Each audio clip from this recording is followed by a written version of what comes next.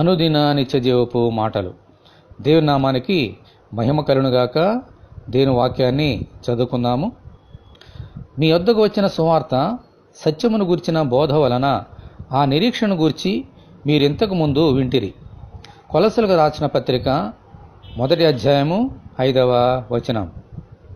సువార్త అనగా మంచి సమాచారం అని అర్థము. ఈ సువార్త ఈ లోకానికి ఎప్పుడు వచ్చింది?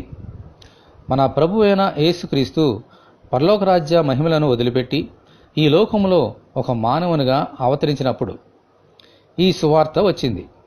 అందుకే దూత, ఇదిగో ప్రజలందరికీ కలగబోవు మహాసంతోషకరమైన సువార్తమానము మీకు తెలియజేచున్నాను అని చెప్పారు. అందుకే సువార్త అనగా యేసును గురించిన మంచి వార్త. ఈ సువార్తలో సత్యమును గురించిన బోధ ఉంది, అనగా సత్యమై ఉన్న యేసుక్రీస్తును గురించిన బోధ. ఆయన మాటలు, ఆయన బోధలు అన్నీ సత్య సంబంధమైనవే. ఈ సువార్తలోని సత్యబోధ వలన ప్రజలందరికీ ఒక గొప్ప నిరీక్షణ వచ్చింది. అదేమనగా, నాయందు విశ్వాసముంచువాడు చనిపోయినను తిరిగి బ్రతుకును అనే నిరీక్షణతో కూడిన సువార్తే.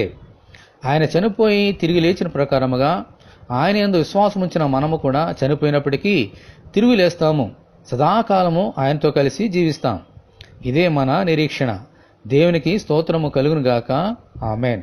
ఇటువంటి కృప కొరకు మనమందరము దేవుని ప్రార్థన చేసుకుందాము. ప్రభువా, సత్యమైన సువార్తను మాకు ఇచ్చినందుకు మీకు వందనములు.